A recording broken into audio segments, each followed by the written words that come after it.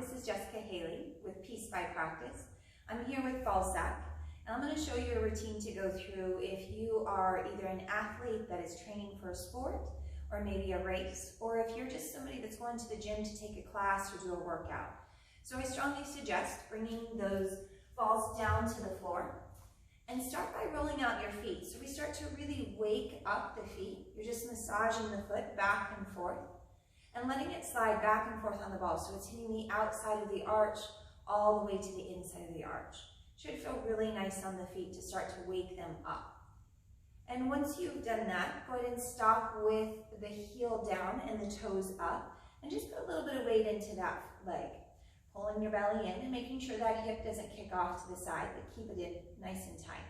Lift your toes and then drop the toes. Lift and spread them out wide and drop them. Lift and spread them out wide and then drop them. Go ahead and stay pretty solid through the legs, putting a small bend into the knees, and then take a fold, folding forward over those legs. You can always have the hands on blocks or to your shins, and let your head hang down towards the ground. Getting a big stretch in the back line of that back leg, and really pull your toes up towards your shin and fanning them out. Holding here for as long as you would like, and then bend into the legs and help yourself back up to stand.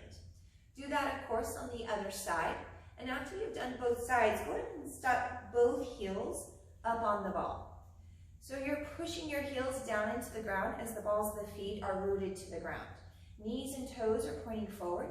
Draw your belly in tight and just start to put a little squat into the legs, really starting to wake up the legs so the legs do the work for us rather than in the back.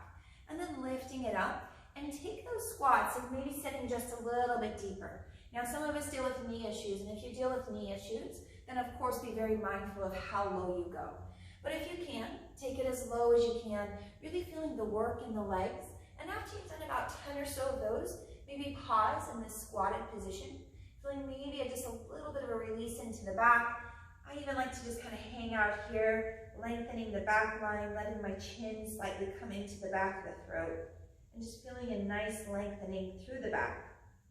If the hands can touch the floor, have them be on the floor, otherwise blocks, and then land in a forward fold here. Letting again your head drop down towards the ground, and then maybe slide those feet back so your toes are up, the heels are down, and fold one last time. Stepping off of those balls, bring your hands to your knees and roll yourself back up, and you should be ready for your workout.